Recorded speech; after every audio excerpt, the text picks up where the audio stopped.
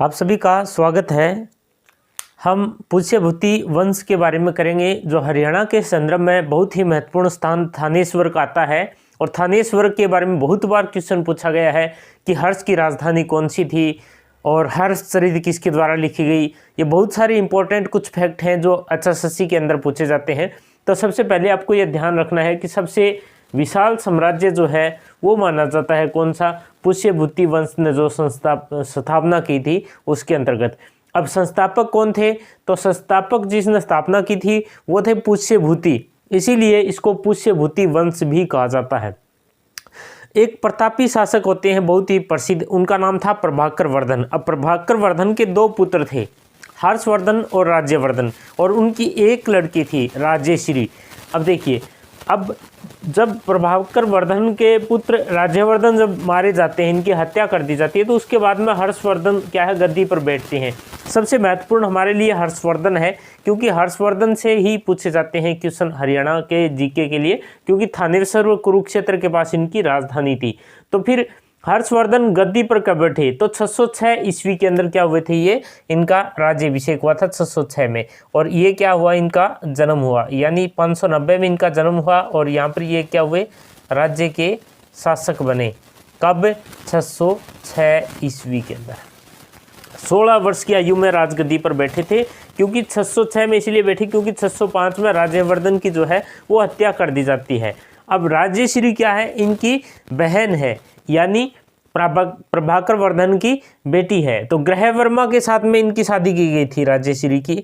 और ग्रहवर्मा की हत्या किसने कर दी थी, तो देवगुप्त ने हत्या कर दी। देवगुप्त ने हत्या किसकी की, ग्रहवर्मा की। ग्रहवर्मा कौन थे, राजेश्री के पति थे। अब ग्रहवर्मा की हत्या देवगुप्त ने की, तो देवगुप्त की हत्या राज्यवर्धन ने कर दी थी। फिर राज्यवर्धन की हत्या किसने की, जो संसाग थे, यानी देवगुप्त के जो दोस्त थे, उन्होंने क्या कर दी थी, राज्यवर्धन की हत्या कर दी थी बाद में। और जो ये यशोमती है, प्रभाकर वर्धन की पत्नी है, ऐसा कहा जाता है कि इन्होंने सती हो गई थी अपने पति के साथ में, ऐसा हर्षचरित में जिक्र आता है, जो कि बाणभट्ट के द्वारा लिखी गई। इसके बारे में भी हम चर्चा करेंगे, लेकिन उससे पहले ये देखिए, महाराजा धीराज और परम भट्टारक, इनकी उपाधि जो है वो हर्ष को दी गई थी। ऐसी उपाधि प्रभाकर वर्धन के पास भी थी। हर्ष ने कनौज पर अधिकार कर लिया था, कहाँ पर, कनौज पर। अब 641, 643, 645 क्या है, तो ये 641 में तो हर्ष ने क्या किया था, चीन में अपने राजदूत को भेजा, चीन में राजदूत भेजी। और 643 और 45 में क्या है, दो चीनी यात्री यहाँ पर आए थे, यानी चीनी यात्री इनके शासनकाल में आए थे।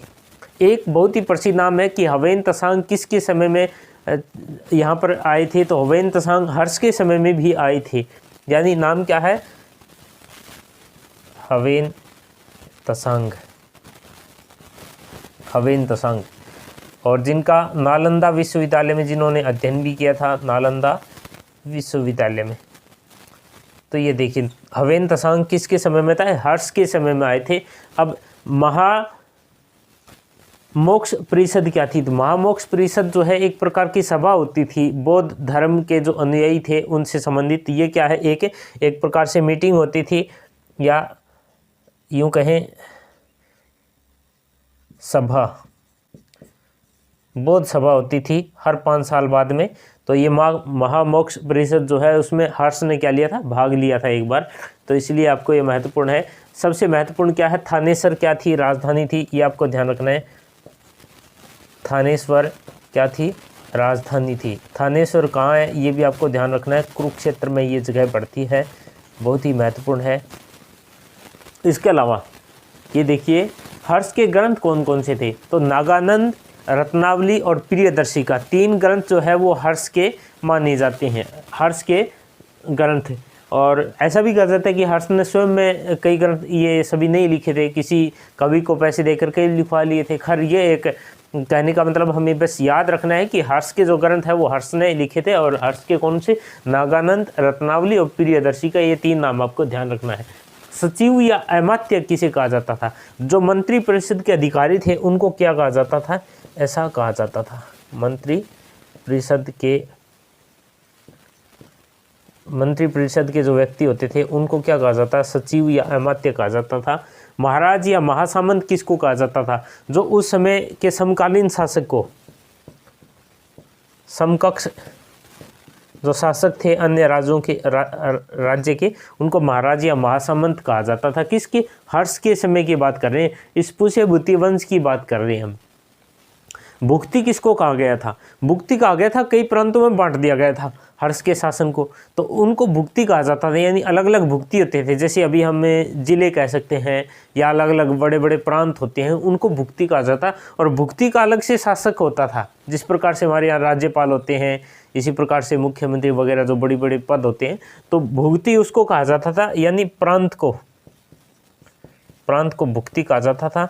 और प्रांत के शासक को क्या कहा जाता था, बहुत ही महत्वपूर्ण है, राजस्थानीय, उपरिक या राष्ट्रीय, एक ही बात है। ये सब नामों से पुकारे जाते थे। कौन, जो शासक होते थे, यानी भुक्ति के जो शासक, उनको ऐसा कहा जाता था। ग्रामक्ष पटलिक क्या था, यानी गांव के शासक को ऐसा कहा जाता था।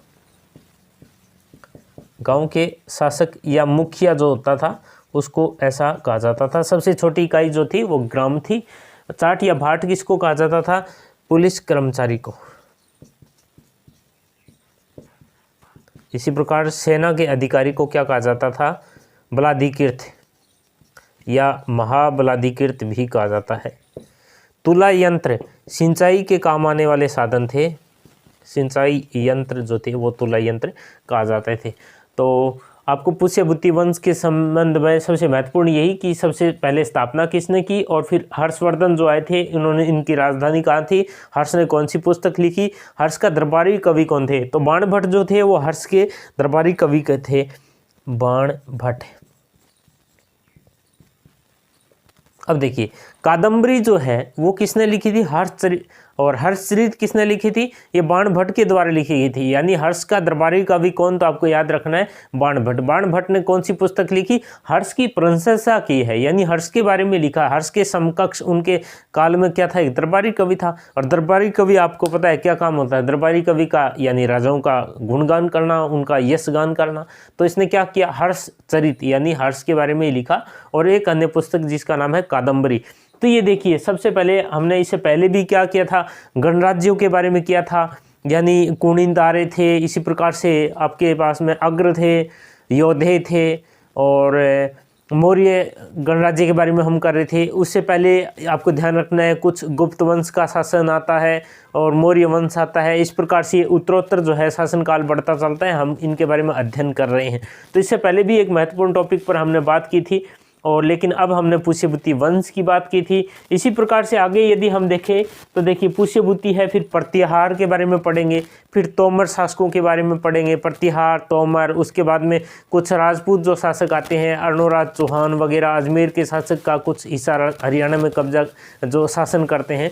तो इस प्रकार से हम क्या करेंगे, इनका अध्ययन टॉपिक वाइज करेंगे। तो ये महत्वपूर्ण आपके लिए इसलिए है क्योंकि हरियाणा के संदर्भ में HSSC में बहुत ही बार ये पूछा जाता है कि जो प्रभाकर वर्धन के पुत्र थे, यानी किसके उत्तराधिकारी कौन बना इनके बाद में। तो ये क्रम से आपको ये बातें ध्यान रखना है। तो इतना ही इस वीडियो में मुख्य रूप से आपको ध्यान रखना है। इसके अलावा सोनीपत में हर्षवर्धन की सीलें मिली हैं 1871 में, ये भी आपको ध्यान रखना है। इसके अलावा एग्जाम में पूछ लिया जाता है कि हर्ष ने कहाँ से बुद्ध के जो दंत अवशेष थे कहाँ से प्राप्त किए थे, छीन करके ले आए थे हर्ष। कहाँ से, जो कश्मीर का शासक था, यानी कश्मीर के शासक से क्या किया उन्होंने, बुद्ध अवशेष प्राप्त किए। कहाँ से, कश्मीर के शासक से, कश्मीर शासक से। तो इस वीडियो के माध्यम से आपको महत्वपूर्ण तथ्यों के बारे में पता चला, और इसी प्रकार की वीडियो और नई जानकारी के साथ में HSSC की तैयारी करने वाले कैंडिडेट के लिए इसी प्रकार हमारे साथ बने रहे। आप सभी का धन्यवाद। जय हिंद।